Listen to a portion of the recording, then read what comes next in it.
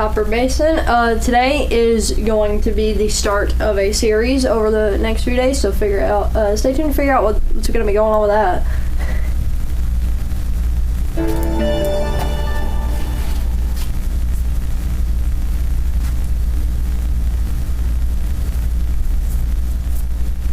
Alright, so for weather today, we got a high of 66 and a low of 28. For the normal high, we got 58 and a normal low of 38.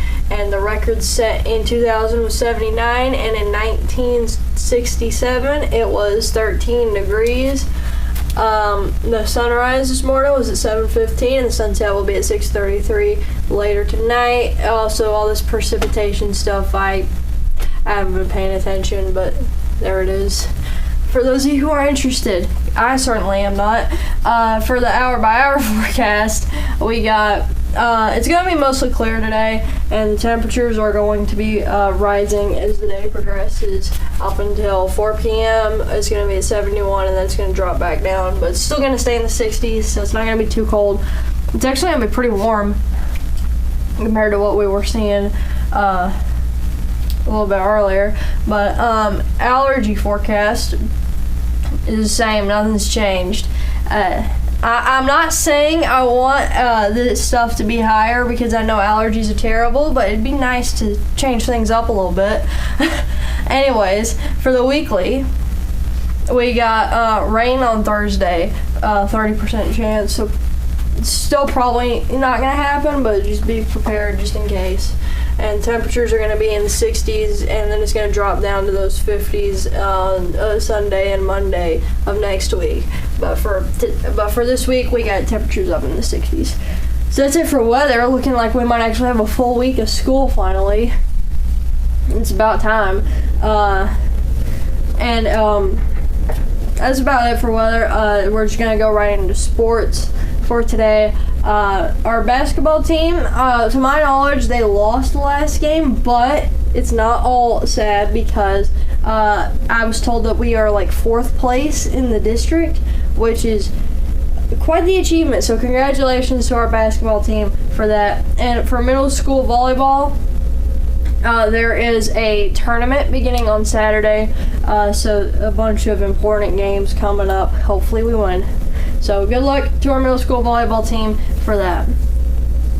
Now on to start the series that we're going to be talking about for today. And a bit of a disclaimer, this is kind of a touchy subject, not really for a lot of people, because I know a lot of people get offended over this kind of stuff easily. And so just a fair warning, I'm going to try my best to be as neutral as possible when going through this, because this is not a political thing, but it's still important to go over this stuff because I feel like people don't really have much knowledge over the amendments in the Constitution. So we're going to be looking at those, and there's so many that I can't possibly cover them all in one day, so it's going to be split up for the next few days.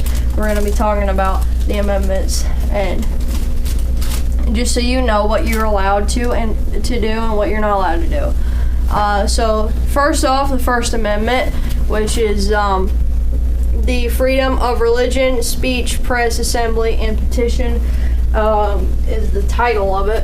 And if we look at what's actually written right here, Congress shall make no law respecting an establishment of religion or prohibiting the free exercise thereof, or abridging, I think is how you say that, the freedom of speech or of the press, the right of the people peacefully to assemble, and the petition for the government for a redress of grievances. Now, something important about this amendment is there is exceptions.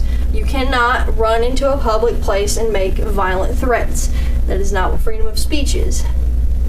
I think what this amendment is getting at, though, is a lot of countries, you are basically forced to worship the government, and I think what the freedom of speech thing is implying is you're allowed to trash talk the government if you would like, and I know a lot of people really would like to, but we're not going to get into that. So there are exceptions to these amendments, keep in mind. You are still not, this is not a pass to break the law, which I feel like is common knowledge, but just in case, you know, gonna go ahead and say that just in case. So that's the First Amendment. Real quick, a summary. And the Second Amendment, which is a little bit more controversial in these coming days, is the right to bear arms. And if we look at what is written word for word in the Constitution right here, a well-regulated militia being necessary to the security of a free state, the right of the people to keep and bear arms shall not be infringed. Basically, what this is saying, or what the first interpretation someone can get from this, is that you are allowed to defend the state if needed. This does not permit illegal activity still, and it's just important to say that for all the amendments, because you can find loopholes in all of these. This one might be the easiest to find loopholes through, but they're not excuses to break the law, so don't try anything, please. Third Amendment that we're going to be getting into is quartering of soldiers, and this one is probably not something people think about very often, because to my knowledge, this isn't a problem in most other places. I mean, it probably is, but I just don't know enough. This is an amendment because of what was happening during the war, and what it says is, no soldier shall in time of peace be quartered in any house without the consent of the owner, nor in time of war, but in a manner to be prescribed by law. So basically, the military can't just show up to your house without your permission and demand that you take care of them. Which is, I'm grateful for this, because I wouldn't want some random person living in my house without my permission. Next up, the Fourth Amendment, which is actually going to be the last one that we're going to be doing today, and we're going to get into some more later on, because this is a subject that's going to take a while. Search and seizure, which most of you probably know as the amendment where the police can't search your property without a warrant.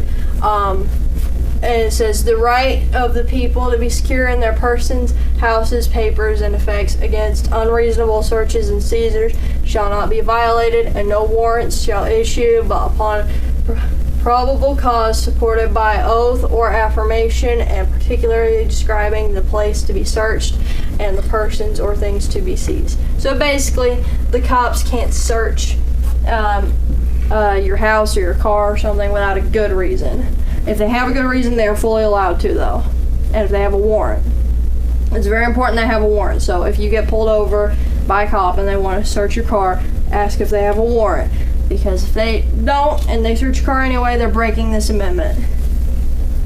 And that's going to do it for the amendments today. Not the most entertaining subject, I know, but it's still informative. So we're still going to talk about it. So if you don't like it, you can get over it. And for lunch today, we're having tacos and or salad bar. And for breakfast tomorrow, we're having pancakes on a stick. Not just any pancakes, they're on a stick. Please don't use those sticks to hit people or something. Just use it to eat your pancakes. Not sure why you need sticks to eat pancakes anyway, but hey, it's fine. I don't make the rules. And it's gonna do it for today. Come back tomorrow to talk about more amendments.